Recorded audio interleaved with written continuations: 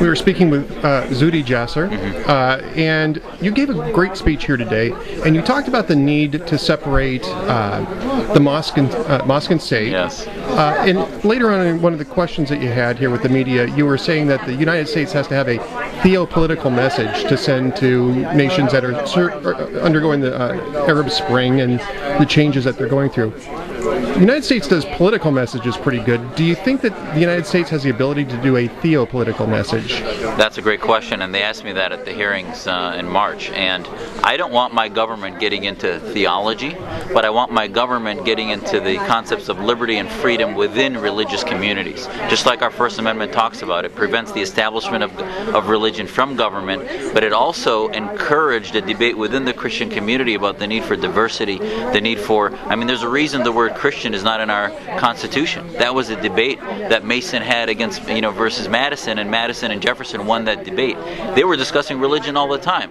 So nobody's telling our government to get into the debate of schools of Islamic legal thought, but they should be able to go and advocate that the Islamists are wrong, that Western principles of separation of church and state are going to be preferable for Muslims, and help organizations like mine and others promote the ideas of freedom within religious communities, rather than just saying, we want to bond with all people that are Muslim. And what ends up happening is like what initially happened in Britain, where the Prevent program ended up being co-opted by Islamists, who basically were much more organized, because the secular Muslims that separate mosque and state are not organized by virtue of what they are. Right. And so as a result, those types of systems get co-opted, and you need a muscular type of liberalism that separates mosque and state and bonds with the right people. When we're trying to deliver that, you talked about this as exporting democracy, and this is something that we've heard a lot about over the last 10 years. And that's a fairly controversial topic here in the United States because of Iraq and Afghanistan and the difficulties that we've had in both of those countries.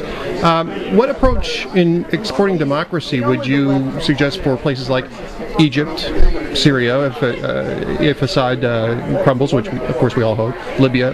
What approach should the United States take in exporting democracy? Yeah, I think I would first change that phrase. We're not really exporting democracy. We're helping opposition groups, dissidents. We're helping foster a climate where dissent is accepted, where criticism is accepted, where leadership isn't just sort of anointed, and that ultimately we help them build institutions where people have rights, where the individuals have rights over the tribe, etc. So it's really to help indigenous movements within their communities. Just like in Iran, we should not have walked away from the demonstrators in the summer of 2009. Yeah. We shouldn't have an ADD approach to opposition groups. In Syria, we can't wait and put our finger up in the air and say, well, let's wait and see. We don't know if Assad's going to survive, so we're going to continue. How can we have credibility about exporting democracy if it takes us 4 months until we even say Assad is a criminal, when many of us have been saying that since his father took over in 1970? Right. One last question about that then. Obviously, the United States has some credibility issues. You were talking earlier about the polling, and a lot of people in that region are not very happy with the United States, in part because of our alliance with Israel, but in part because of our alliance with some of the dictators that they're trying to overthrow in the past.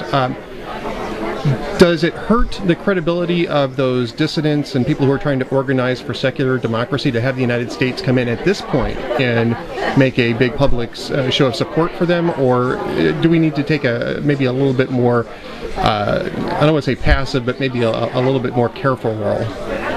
I do think we need a careful role, because if they start to view them as puppets or being propped up by America, it's not going to help them. But the alternative is for us to do nothing. Doing nothing will allow the Islamists to take over. Without Western ideas being protected, the secularists will not win, because they don't have the backing, they don't have the petrodollars. So we have to get involved. We can do it covertly sometimes, and other times we're just going to have to start doing some campaigning to repackage what we are.